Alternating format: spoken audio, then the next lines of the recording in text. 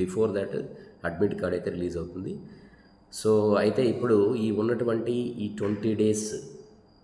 20 డేస్లో మరి గేట్కు మీ mind set ఎలా ఉండాలి, మీ ప్రిపరేషన్ ఎంత ప్రిపేర్ అయ్యారు, so at the same time అసలు మీరు ఇప్పుడు ఈ 20 డేస్ ఏం చేయాలి, సో దీని గురించి మనం ప్రజెంట్ డిస్కషన్ అనమాట. సో మనకు ఈ మీరు ఏదైతే ప్రిపేర్ అయ్యారో ప్రజెంట్ ఉన్నటువంటి ప్రిపరేషన్ సరిపోతుందా, లేదా what are the things, best things you need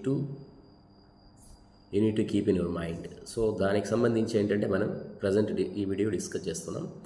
so మీకు తెలుసు గేట్ అనేది 2025లో రాసేటటువంటి వాళ్ళు ఏదర్ బీటెక్ థర్డ్ ఇయర్ అయ్యొచ్చు, ఈవెన్ బీటెక్ ఫైనల్ ఇయర్ అవ్వచ్చు, లేదా బీటెక్ క్వాలిఫైడ్ క్యాండిడేట్స్ కూడా ఎలిజిబిలిటీ ఉంటుంది. అలాగే మాస్టర్స్లో కూడా డిఫరెంట్ పీపుల్, సైన్స్ బ్యాక్గ్రౌండ్లో ఉన్నటువంటి మాస్టర్స్ వాళ్ళకు కూడా రెస్పెక్టివ్ సబ్జెక్ట్స్ ఎలిజిబిలిటీస్ అయితే ఉంటాయి.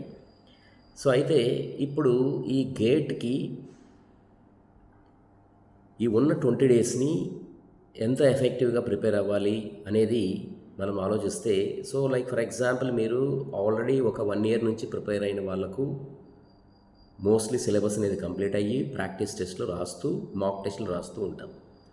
సో ఇది ఇన్ జనరలీ 1 ఇయర్ ప్లాన్ ఉన్నవాళ్ళు, సీరియస్గా 1 ఇయర్ అయితే ప్రిపేర్ అయిన వాళ్ళు. కొంతమంది ఏంటంటే 6 months నుంచి కూడా ప్రిపేర్ అవుతూ ఉంటాం. 6 months నుంచి ప్రిపేర్ అవుతున్న వాళ్ళకు ఇంకా కొద్దిగా సిలబస్ అనేది ఇంకా పెండింగ్ ఉంటుంది. ఒక 60% ఆఫ్ సిలబస్ కంప్లీట్ అయి ఉంటుంది. So but still they can take a lead అనమాట.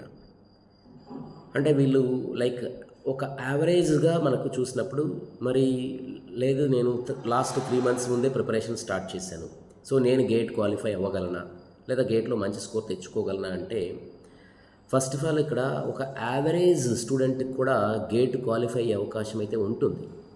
బట్ ఏంటంటే అది డిఫరెంట్ రీజన్స్ దృష్ట్యా స్టూడెంట్స్ అనేవాళ్ళు, ఈ ఆస్పిరెంట్స్ గేట్ ఎగ్జామ్ రాసేవాళ్ళు మిగిలిన వాళ్ళతో కంపేర్ చేసుకుంటూ ఈ మనకు రాదులే మనకు, so just for name sake వెళ్ళి అటెండ్ అవ్వడము, అపీర్ అవ్వడము, పెద్దగా హోప్ పెట్టుకోలేకపోవడము, ఇలాంటివన్నీ జరుగుతాయి.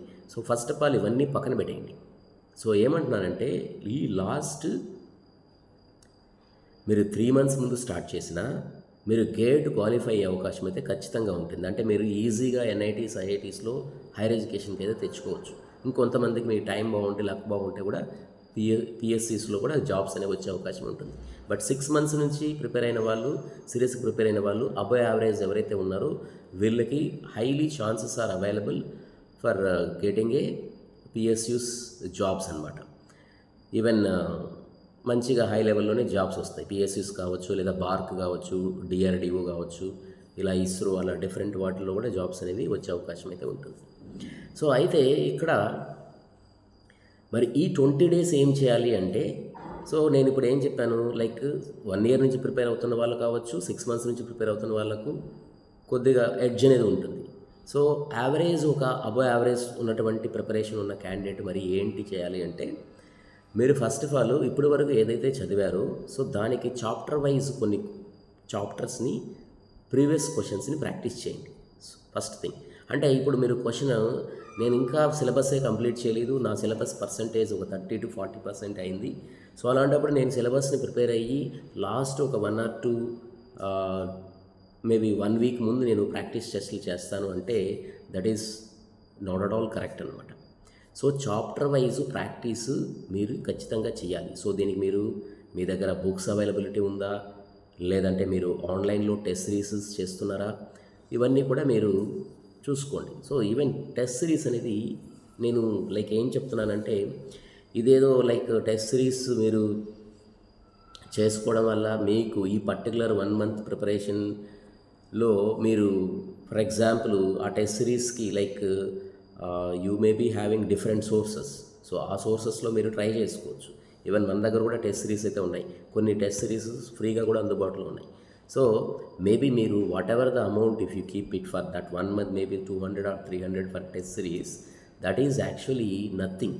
ఓకే, ఎందుకంటే మీరు ఒక 2 to 3 క్వశ్చన్స్ని మీరు ఒక ఎడ్జ్లో మీకు మార్క్స్ అనేవి 2 to 3 క్వశ్చన్స్ అంటే it is around 5 to 6 marks above వచ్చిందంటే మీరు ఈజీగా క్వాలిఫై అయిపోతారు. సో క్వాలిఫై ఈ అబోవ్ యావరేజ్ క్యాండిడేట్స్కి ఇంకొక 5 to 6 మార్క్స్ అబోవ్ రావడం వల్ల ఈజీగా ఈ ఎన్ఐటీస్ ఐఐటీస్లో మీరు హైయర్ ఎడ్యుకేషన్లో ఎంటెక్ కానీ లేదా డిఫరెంట్ పిహెచ్డీస్ కానీ ఇలాంటి వాటికి డైరెక్ట్ పిహెచ్డీస్ కానీ వెళ్ళే అవకాశం అనేది ఉంటుందన్నమాట. ఎందుకంటే 40,000 అరౌండ్ 40,000 స్టైఫండ్తో మీకు పిహెచ్డీస్ అనేది రీసెర్చ్ అనేది చేసుకోవచ్చు, రైట్. సో కాబట్టి ఈ 20 డేస్కి మీరు ఉన్నటువంటి సిలబస్ని మీ దగ్గర ఉన్నటువంటి సిలబస్ ఇప్పటివరకు చదివినటువంటి సిలబస్ని మీరు రివిజన్ అనేది చేయండి first of all. So okay, so revision చేస్తూ చాప్టర్ వైజ్ ప్రాక్టీస్ టెస్టులు చేయండి. అట్లీస్ట్ వీక్లీ ఒక 1 to 2 మాక్ టెస్ట్లు అయినా రాయాల్సి ఉంటుంది. సో అంటే దీనికి ఫుల్ సిలబస్ అనేది అవసరం లేదు. ఫుల్ సిలబస్సే అయిన తర్వాత చేద్దామంటే అది ఎప్పటికీ పాసిబిలిటీ అయితే కాదు.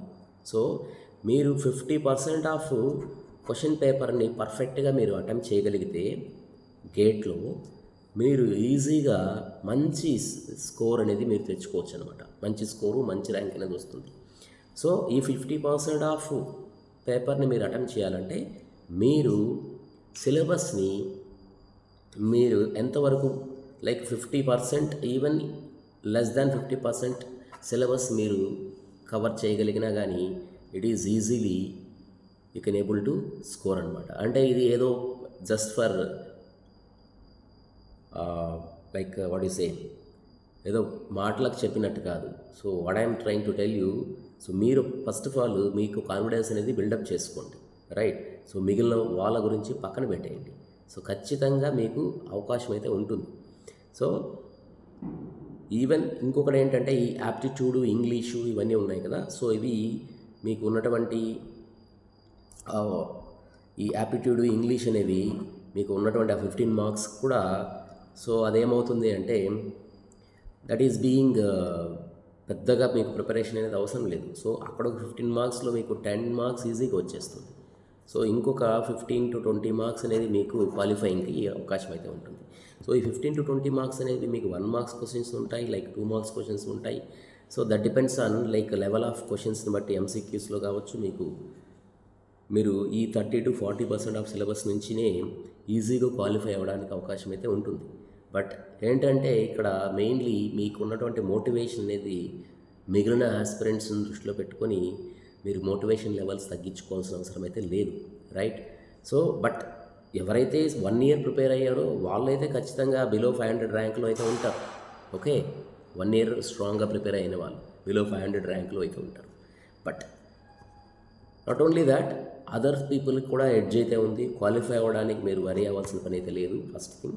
రెండోది ఏంటంటే మీకు ఒక మంచి ఐఐటి, ఎన్ఐటీలో సీట్లు కావాలనుకుంటే సో నేను చెప్పిన విధంగా ఏంటంటే ఈ 30 to 40% సిలబస్ నుంచి కూడా మీరేంటంటే చాప్టర్ వైజ్ క్వశ్చన్స్ని గేట్ లెవెల్లో ప్రాక్టీస్ చేయండి. అలాగే వీక్లీ 1 to 2 క్వశ్చన్స్ 2 మాక్ టెస్ట్లు కానీ లేదా ప్రీవియస్ క్వశ్చన్స్ని కానీ మీరు టోటల్ ఫుల్ చాప్టర్ని మీరు ప్రాక్టీస్ చేయండి. అలాగే ఎగ్జామినేషన్కి ముందు ఒక 3 days ముందు మీరు సిలబస్ని ప్రిపరేషన్ని ఆపేసి, ఓకే, ప్రిపరేషన్ని మాక్ టెస్ట్లు కూడా ఆపేసి జస్ట్ ఏదైనా ఫార్ములా బేస్డ్ మీరు ఏదైనా రివిజన్ కావాలనుకుంటే అది చూసుకొని దెన్ ఎలాగో మీకు ఎగ్జామినేషన్ సెంటర్ తెలిసి ఉంటుంది కాబట్టి దాని ప్రకారం మీరు మేబీ 1 day బిఫోర్ వెళ్ళడానికి లేదా నియర్ బై 1 hour జర్నీ అయితే నో ప్రాబ్లం. బట్ దానికంటే ఎక్కువ జర్నీ అయితే సో మీరు ఎగ్జామినేషన్ సెంటర్స్ ఇవన్నీ ముందుగానే ఒక ఐడియా తీసుకొని దాని ప్రకారం ఏంటంటే మీరు ఎగ్జామ్కి మీరు రాయాల్సి ఉంటుంది. సో ఇక్కడ ఏంటంటే మెయిన్ స్టూడెంట్స్ ఏం చేస్తారంటే లైక్ మిగిలిన స్టూడెంట్స్తో కంపేర్ చేస్తూ వాళ్ళు అస్సలు గేటు రాదులేని టైంపాస్ కోసం వెళ్ళే వాళ్ళే మోర్ దాన్ 70 to 80% ఉంటారనమాట. సో కాబట్టి వీళ్ళని పక్కన పెట్టేసి మీకు స్పెసిఫిక్గా మీరు ఎంతవరకు చదివారు, ఒక్కొక్కసారి లక్ కూడా మ్యాటర్స్ అనమాట. ఎందుకు చెప్తున్నానంటే ఒక్కొక్కసారి ఏంటంటే లైక్ మీరు అడిగిన క్వశ్చన్స్ని అంటే మీరు చదివిన క్వశ్చన్స్ మీకు ఒక 2 to 3 క్వశ్చన్స్ మీరు ఏదైతే స్ట్రాంగ్ ఉన్నారో అందులోనే వచ్చాయనుకోండి, అది లక్ ఫ్యాక్టర్ అనమాట. అది ఎవరికి వస్తుంది అనేది వీ డు నాట్ జడ్జ్. దానివల్ల ఏంటంటే మీకు ఆ 6 మార్క్స్ 5 మార్క్స్ మీకు ఎడ్జ్ అనేది వచ్చేస్తుంది. సో దెన్ దానివల్ల ఏంటంటే మీరు ఈవెన్ యావరేజ్ స్టూడెంట్ అయినా కానీ మీకు ర్యాంక్ అనేది అరౌండ్ 1000 బిలో 1000 కూడా వస్తుందన్నమాట. So even that also makes a matter. కాబట్టి హార్డ్ వర్క్ అనేది ఇంపార్టెంటే, సో అందులో no doubt. But still there is a chance of the luck factor also, right? ఎందుకంటే లక్ అంటే ఏదో మనం ఆన్సర్స్లో ఏదో ఒకటి పెట్టేస్తే లక్ అని కాదు. ఓకే, బికాస్ నెగిటివ్ మార్క్స్ జాగ్రత్త పెట్టుకోండి.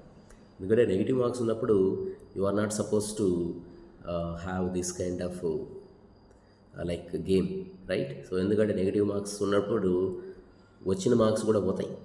సో అదొకసారి దృష్టిలో పెట్టుకొని చెప్పిన విధంగా ఏంటంటే మీకు ఈ ఎగ్జామ్కు 3 days ముందు మాత్రం సిలబస్ని ఇంకా చదవడం ఆపేసి ఓన్లీ ఫార్ములా బేస్డ్ లైక్ ఏదైనా రివిజన్ టైపు చూసుకొని మాక్ టెస్ట్ కూడా అప్పుడేం రాయాల్సిన పని లేదు. సో ఓవరాల్గా ఏంటంటే 1-2 సార్లు ఒక రివిజన్ అనేది ఫాస్ట్ రివిజన్ లేదా ఫాస్ట్గా ఫార్ములాస్ ఇలాంటి వాటిని మీరు చూసుకోండి. దాని ప్రకారం ఏంటంటే మీరు ఎగ్జామ్కి అపీర్ అవ్వండి, right? So hope it is useful to you all.